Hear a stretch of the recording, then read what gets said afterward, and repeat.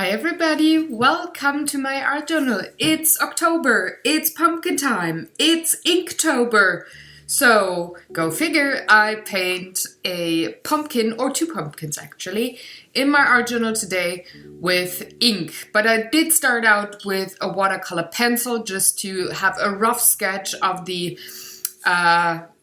I looked up the name. What was it called? Mexican cap pumpkin? Am I right? I don't know.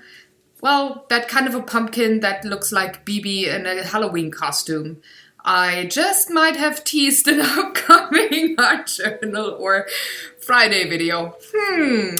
Anyway, I did sketch out two pumpkins and I wanted to stay with the traditional colors that you think of when it comes to Halloween, to autumn, to pumpkins, to maybe scary things, so purple tones and orange tones. And I did take my Inktense blocks and just worked with them like I would with pastels, like chalk pastels, but then liquefied that pigment and made it soft and lovely and all of that. But I'm having 3 tones for every major color. So I'm having a very dark red with a medium red and an orange for the right hand side pumpkin that I'm currently working on, and I'm having 2 purples and an indigo blue for the left pumpkin, and I will also put the indigo blue in the background. And you can see here with lots of water how it liquefies and how you can have a very lovely look, very painterly, watercolory, but you can control the color better. And well, it almost feels like if you would paint with watercolor pencils, but you can pretty much, well, you can cover way more ground with those blocks because they're way bigger than a usual watercolor pencil and you have pigment down in no time. Also, those colors are very bright and I like them for that. So this was a good choice, I think, to work in October. It's Inktober.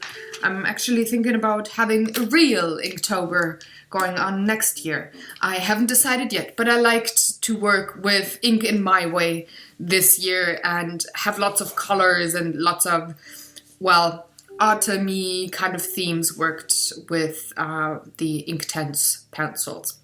So I'm doing the same thing with the purplish blue kind of a pumpkin here that looks like a Hokkaido but is not true in color. You could actually have orange or green Hokkaidos mostly, at least in my region. But I like the purple as a contrast for orange. So I went with purple and called it creative licensing. Or, you know, I can do what I want on my page.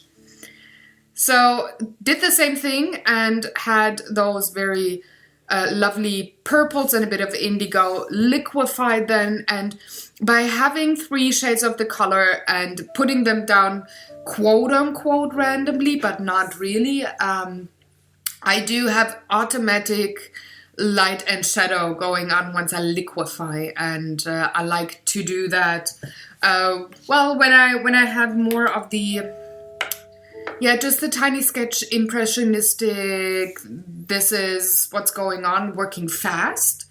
I like to do that a lot, having the 3 colors down and then quote unquote liquefy, or have 3 colors on my brush when I work with acrylics and then paint. So I'm going pretty much, well, quick and dirty there. But I like the outcome of it, and it's kind of a surprise to me as well. If I can manage to have the colors in the right spot and have light and shadow be real, though I'm working rather messy. For the background, I did take the blue, indigo blue that I also had in the purple pumpkin, and that just, well, makes it very harmonic because you have color repetition and it's a very quiet, very subtle background with those very, well, busy pumpkins. The line work is rather busy and they're in your face, so yeah.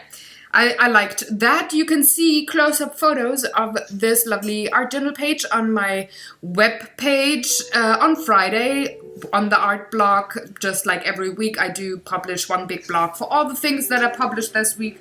So hang on tight, the material list will be there as well, and a tiny bit of background story for why I did this page this week. See you tomorrow for a new Tiny Tuesday. Have fun, everybody. Enjoy and go create. Bye.